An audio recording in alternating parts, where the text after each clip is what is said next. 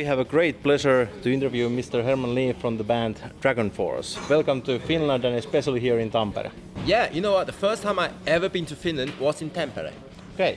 Yeah. Do you remember when it was? 2004, early 2004 when we were touring with Wasp. Okay. Yeah. So you came here from Sweden and you had 3 shows there, was it? Good point. I think we had 4 Okay. actually. I think we had 4 shows. Yeah. So how was the reception in there? It's been good. It's been good fun. We had some good parties with friends, and it's been a pretty relaxing tour. But for us, but the crowd been really good. So what do you expect for the Finnish shows then?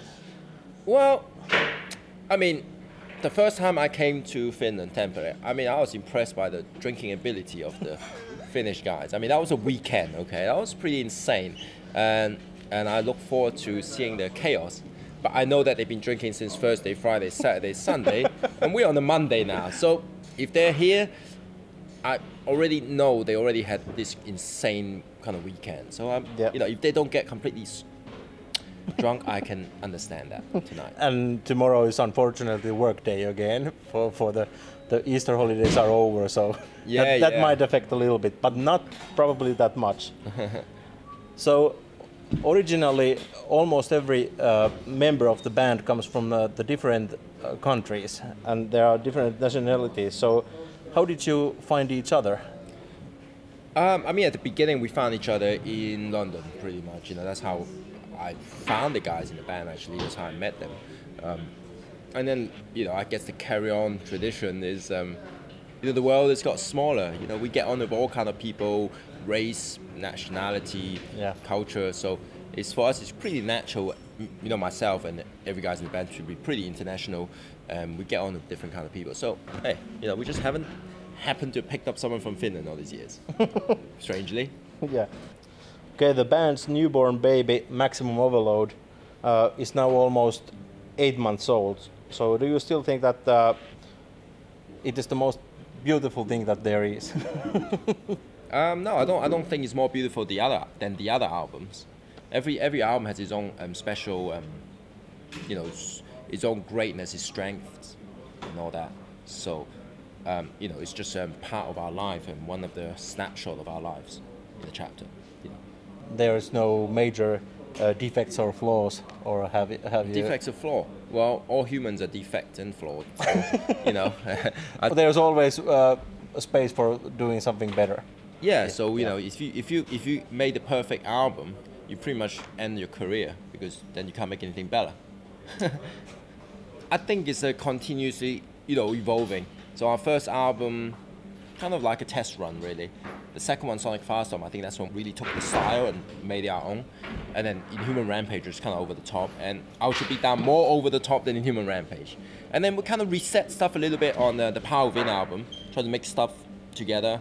And the Maximum Overload is pretty much a collective of everything we've done and add more stuff. So we didn't leave anything out from the past, but we add more stuff with Maximum Overload. So, and of course the titles pretty much shows you we're Maximum Overloading the way we do. But of course we got a great dynamics on this album. So we got certain slower songs and a bit, you know, different kind of scenes than just fast. I know people know us as fast all the time, but we really don't play fast all the time. We have ballads on every single album except, actually even this one on a special edition.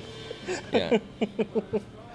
So you have quite an active fan base also, and Finland is also known as quite a metalhead country. But still, I think there is some people living in Finland which don't know next to nothing about your band. So what would you do to get those people to listen to DragonForce? What would I say?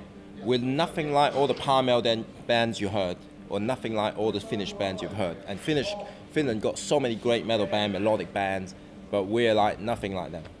I mean, not in a bad way, I don't mean them, but you know, obviously I've been a big fan of Stratovarius, and we've toured with so many Finnish bands. We've toured with Twilight Lightning, Turisas, Sonata Arctica, but we're in the same genre, but a completely different style. So check it out and see if they like it or not.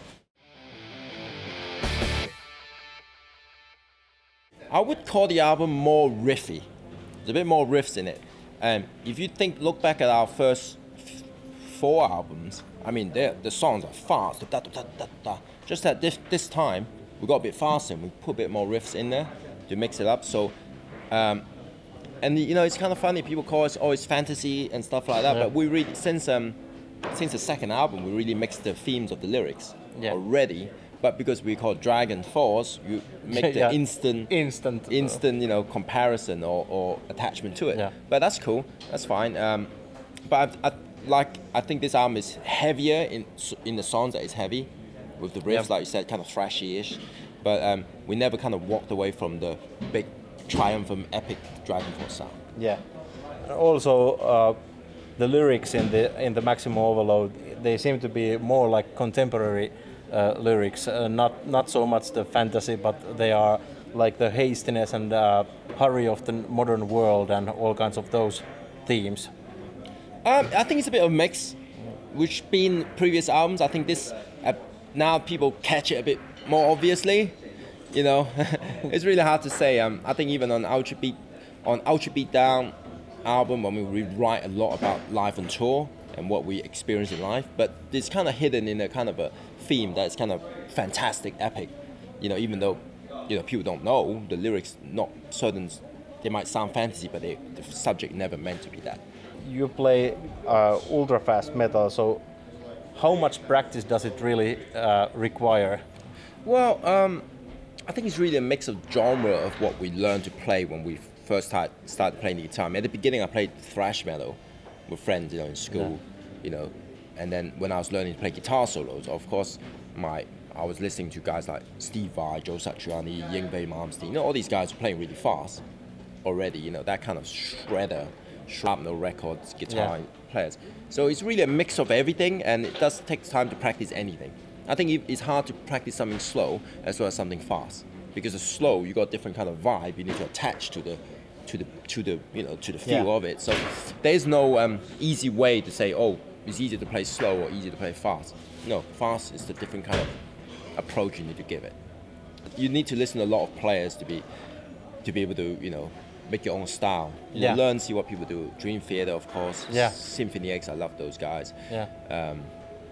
And you know, I like bands like Stratovarius. You know, it was I think the Finnish sound back, you know, the production was a big model for a lot of bands around the world. Actually, from that kind of late '90s, early 2000, you know, the Finvox studio sound. Yeah. And all those guys. Yeah. I mean, they were a great model. I mean, we have listened to a lot of those stuff. We didn't end up copying it, but you know, we learned something about how to get a great sounding production for this kind of melodic music. Yeah. Which was lost, I guess, in the general scene in America. You know, it was all like rah, rah, rah. You are also in one of the most difficult stages in Guitar Hero games. Yeah. What do you think about that? Is it like a great honor, or is it like a crap? They took me into that also. I think it's great. You know, it's good to be known for something. You know, no, it was you know, it's double-edged sword, the Guitar Hero thing anyway. But then again, if you play in a band, whatever you do, people are gonna say it's good or it's bad. They're gonna criticize it. So Guitar Hero is just one of those things that was really mainstream. So there's more people gotta say something about it, you know, than the other thing. It doesn't make it. You can have a hairstyle, whatever you dress, they're gonna say something. So who cares? How important is it really to know your own instrument? Not just the type of the instrument, but that specific one which you are playing. Well, there are so many great players that don't need to know anything about the guitar, the wood, or the pickups, or the amps. That's fine. But for me, just my approach, I like to know what I'm playing. If I have more information, I can make adjustment, and you know, everything aligned to each other. So I learn not just the wood and everything, you know, as much as I can. I'm not a builder, but also the rack, the equipment. And the same thing as when you're in a band, you write songs, you make albums, you want to learn about production and how to make a good sound. So that's why, you know, DragonForce, we produced our first 5 albums ourselves. Before, Maximum Overload is the first one we did with another producer. But before, we always wanted to produce and make the decisions of how the song should sound. Okay, thank you very, very much for this interview, and have a nice gig this evening. Thank you.